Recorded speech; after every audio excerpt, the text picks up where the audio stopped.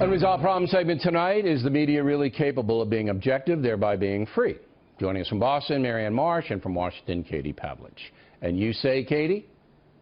Well, I think that we've seen, not just recently with the Trump administration, but over the course of the past 3 decades, that much of the press is just liberals parading around as objective journalists. And I actually think it would do the country more of a favor and regain some credibility if they could just admit that they come at the news from a liberal perspective, and that's the way that they're reporting the news. We also now have a lot of conservative outlets doing the same, and people know where they're coming from, so therefore they're able to discern the facts for themselves. And everybody should understand there's a difference between opinion shows like this one and hard news reporting. We're talking about hard news reporting.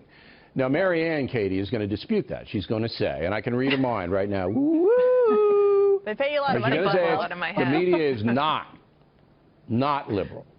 Okay, so I'm going to let you reply to what she's going to say before she says it. How do you answer it? You're going to let me reply to Marianne saying that the press is not liberal? She's not going to cop to it. She's not going to cop to that. Well, I can't read minds, so I'm not sure exactly what she's going to say. But the truth is that the majority of journalism professors, the vast majority, 90+% in this country, are liberals. The journalists they produce are liberal. They love going to the White House Correspondents' Dinner when it's a Democrat in office. Now that there's a Republican in office, they don't necessarily want to go to that dinner. We see questions being asked of Republican administrations that we don't see asked of Democrat administrations. The list goes on and on and on. And so the evidence is clear that the press is certainly biased to the left, and there's a reason why Andrew Breitbart used to call it the Democratic media complex, because that's exactly what it is. So, Marianne, go ahead. Just state your case real quick, and then I'll get to the specific questions. Thanks, Bill. Are there some progressive reporters? Yes. Can you see it in their work? Sure. But is that true of all the media? No. And is it true that they're all carrying the Democrats' water? No. I say 10 to 1. And there are plenty of examples out there. An accurate figure? There are plenty. Have you done a survey? Have you done name-checked everybody? There are plenty of reporters out there, like Julie Pace of AP and Jonathan Karl of ABC, who are at the White House, who were very tough on Obama and very tough on Trump. Chris Wallace was tough on Priebus yesterday. You asked Trump about Putin, and you made Fox fans unhappy. That's how it should be. Tough on everybody, facts for everybody, and I think a lot of people are getting more of that than the critics and others suggest. You are a very media-savvy person. Name the conservative presence on CBS News. Okay. Name reporters?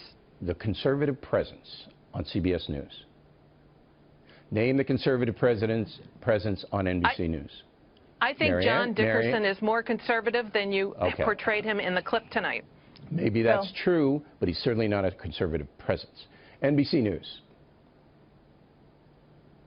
Robert Costa does a terrific job as a contributor from the Washington Post. Robert Costa? Yeah. I don't even know who he is. I do know who he is, and he's a good reporter. Yes, that is true. He is very good. But he's not a conservative presence. He might be a good reporter. He's on an anchor.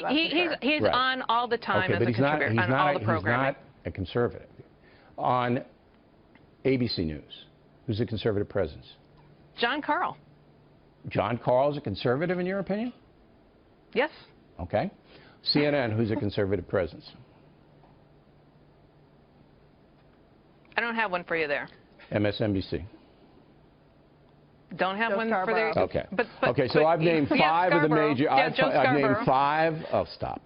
5 of the major networks. Okay. And you, to your credit, came up with a couple of names that are debatable, but no major people. And I don't believe that Karl would cop to being conservative.